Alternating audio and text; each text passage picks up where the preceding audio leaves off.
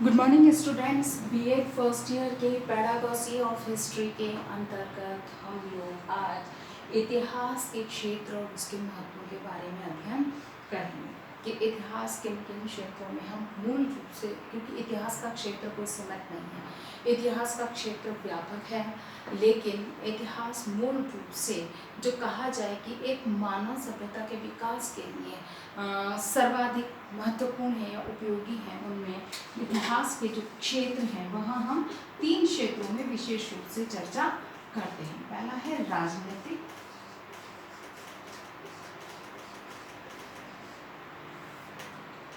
ठीक है, राजनीतिक इतिहास।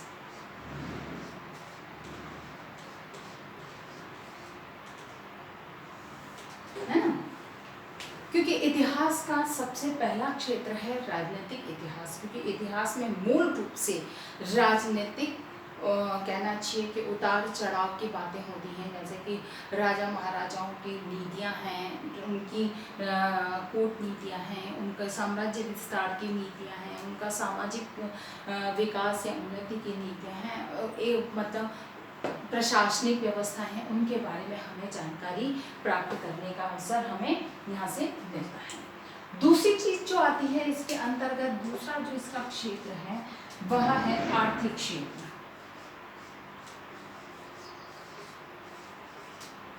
आर्थिक इतिहास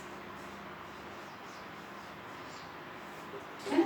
आर्थिक इतिहास, इसके अंतर्गत आर्थिक व्यवस्थाओं के बारे में जानने का अवसर मिलता है, यानी कि किसी भी मानव सभ्यता के विकास में आर्थिक क्षमताएं या आर्थिक विकास जो है वो भी महत्वपूर्ण भूमिका निभाता है।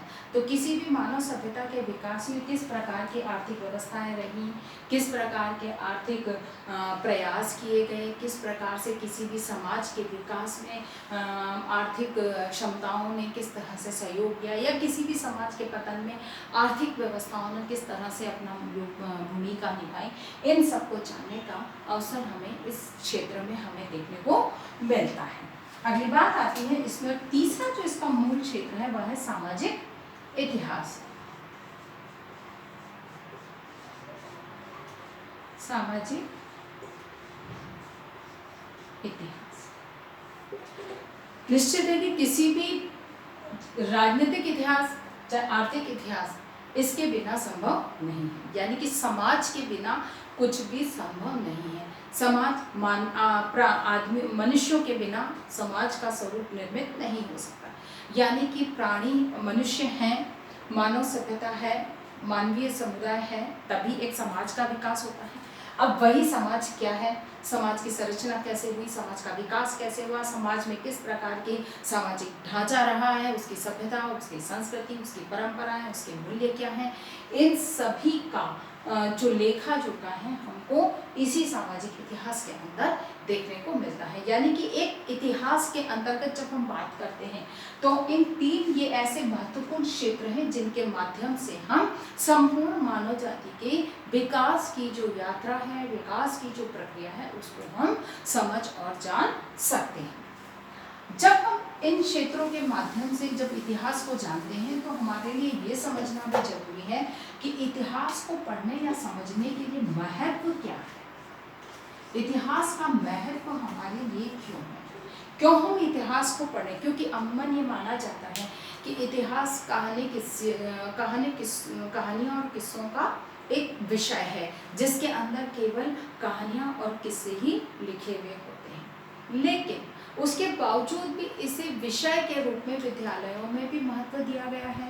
बाकायदा एक विभाग विश्वविद्यालयों में एक अलग से विभाग भी बनाया जाता है। तो इसके पीछे ऐसा क्या कारण है कि ये क्यों इतना महत्वपूर्ण हम दृष्टिकोण इसका देखते हैं। क्योंकि जब हम प्रकृति के बारे में बात करते हैं कि इतिहास की प्रकृति की जब हमने बात की तो उसमें हमने देखा था कि इतिहास विज्ञान है, इतिहास कला है। जब प्रकृति की बात की तो इतिहास को हमने विज्ञान के रूप में देखा, इतिहास को हमने कला के रूप में देखा और इतिहास को विज्ञान व कला दोनों के रूप में देखा। हमने विज्ञान के रूप में क्यों देखा, हालांकि ये बात स्पष्ट है कि विज्ञान की तरह इसमें प्रयोग नहीं हो सकते, विज्ञान की तरह कोई परिणाम या निर्णय नहीं निकाले जा सकते, लेकिन उसके बावजूद भी वैज्ञानिक प्रकृति इसमें पाई जाती है। वो कैसे कि जब हम तथ्यों का संकलन करते हैं तो एक तो क्रमबद्धता पाई जाती है, फिर बाद में तथ्यों के संकलन के माध्यम से सप्रमाण यानी कि उन तथ्यों के माध्यम से प्रामाणिक रूप से घटनाओं के घटित होने के प्रमाण प्रस्तुत करने के प्रयास किए जाते हैं। इसीलिए इसकी प्रकृति वैज्ञानिक है, जिस चीज़ को हमने समझा था। फिर यह कला है, क्योंकि ये कला क्यों है, क्योंकि इसके अंदर एक भाषात्मक कौशल का विकास किया जाता है। किसी भी घटना को एक भाषात्मक कौशल के माध्यम से इस तरह से सबके सामने प्रस्तुत किया जाता है कि हर कोई उसको सुनना या जानने में रुचि उत्पन्न उसकी हो सके, रुचि हो। फिर ये विज्ञान और कला दोनों के रूप में हमने इसको देखा था कि विज्ञान भी है, विज्ञान और कला दोनों है। क्यों कि यह एक क्रमबद्ध तरीके से सप्रमाण तथ्यात्मक रूप से सत्य को प्रस्तुत करता है। उसी सत्य को हमारे सामने लाने के लिए भाषात्मक कौशल के माध्यम से उसे प्रस्तुत किया जाता है, जिसमें कि हर किसी की रुचि उत्पन्न हो सके। जब इतना सोचा जाता है तो इसका मतलब क्या है कि ये कहीं न कहीं महत्वपूर्ण हमारे लिए है, और इसी महत्व को जानने के लिए हम देखें कि इतिहास का क्या महत्व है हमारे लिए। तो सबसे पहली चीज आती है इसमें शैक्षिक महत्व।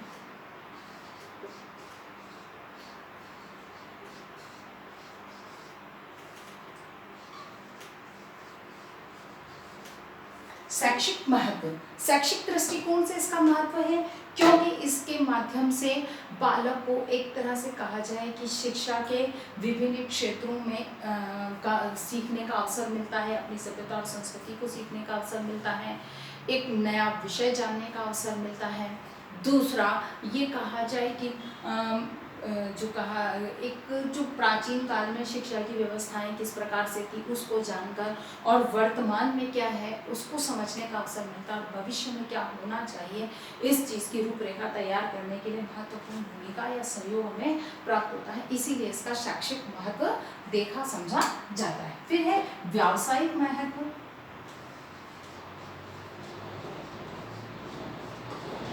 व्यावसायिक महत्व, व्यावसायिक महत्व कैसे है, क्योंकि व्यावसायिक महत्व जैसे कि एक व्यक्ति को IAS RS ऑफिसर की बनना है तो निश्चित रूप से इतिहास का सहारा लेना ही होगा, क्योंकि उसे अपनी सभ्यता और संस्कृति के बारे में पूर्ण जानकारी नहीं है तो वर्तमान समाज को वो प्रतिनिधित्व नहीं कर सकता या नियंत्रित नहीं कर सकता है। इसीलिए एक तरह से कहा जाए कि जहाँ एक व्यावसायिक क्षेत्र में IAS RS ऑफिसर के पद पे कार्य करने के लिए इतिहास की आवश्यकता है, एक शिक्षक के रूप में इतिहास विषय को पढ़ाने के लिए एक शिक्षक के रूप में उसकी योग्यता का होना अनिवार्य है।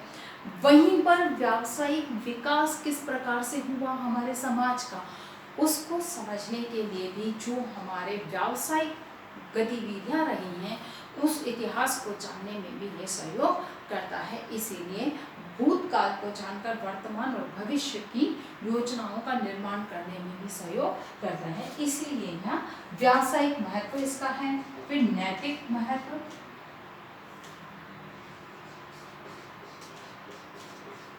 नैतिक महत्व की जहाँ तक बात आती है तो नैतिक मूल्यों के बारे में जानना, किस प्रकार के नैतिक मूल्य रहे हैं, उनका पालन किस तरह से करना चाहिए, इसको जानने का हमें अवसर इसके माध्यम से मिलता है। इसीलिए इतिहास का नैतिक मूल्य। फिर अनुशासनात्मक,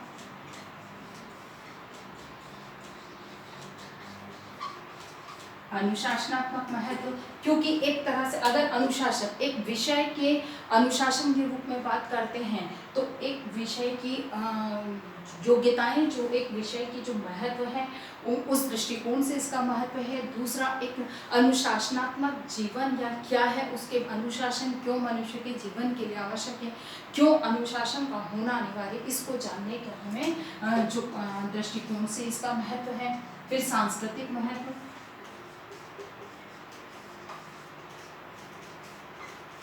सांस्कृतिक महत्व, क्योंकि सभ्यता और संस्कृति के बारे में जो भी जानकारी है वो हमें इतिहास के माध्यम से मिलती है, और हमारी सांस्कृतिक परंपराएं, वास्तविक परंपराएं क्या हैं उसे समझने का, उसको जानने का हमें इतिहास में ही अवसर मिलता है। वर्तमान में जैसे कई रूढ़िवादी व्यवस्थाएं हैं, उसकी वास्तविक स्थिति को अगर हम इतिहास में जाकर देखें तब हमें उसका वास्तविकता का पता चलता है। इसीलिए सांस्कृतिक दृष्टिकोण से इसका महत्व है। फिर आता है सूचनात्मक। सूचनात्मक क्योंकि विभिन्न प्रकार की सूचनाएं हमें इतिहास से ही प्राप्त होती है। भूतकाल की विभिन्न प्रकार की सूचनाओं की जो जानकारी है वो हमें इतिहास से ही प्राप्त होती है। फिर राष्ट्रीय महत्व।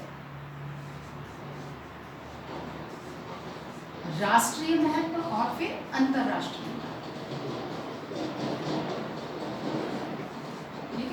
राष्ट्रीय और अंतरराष्ट्रीय दोनों दृष्टिकोण से महत्व है कि राष्ट्र में या अंतरराष्ट्रीय स्तर पर क्या घटनाएं कब कैसे किस तरह से घटित हुई, उनका किस तरह से समाज सभ्यता मानव सभ्यता पर प्रभाव पड़ा, उसका क्या परिणाम रहे, इन सब को जानने का हमें अवसर जो है उस सब को जानने के लिए इतिहास हमारे लिए महत्वपूर्ण विषय है। इसीलिए इतिहास का महत्व हमें हमारे लिए एक महत्वपूर्ण विषय माना गया है। इतिहास का महत्व इसी दृष्टिकोण से देखा जाता है। तो आशा करती हूँ कि मेरी बात ही आपको समझ में आई होगी कि किसी भी एक विषय के यानी कि इतिहास के क्या तो क्षेत्र हैं और उसका किस तरह से महत्व हमारे लिए है, इस चीज़ को हमने देखा। उसी आधार पर हमारा प्रश्न है कि इतिहास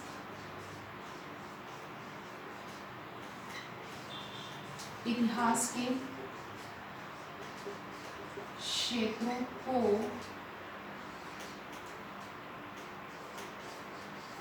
स्पष्ट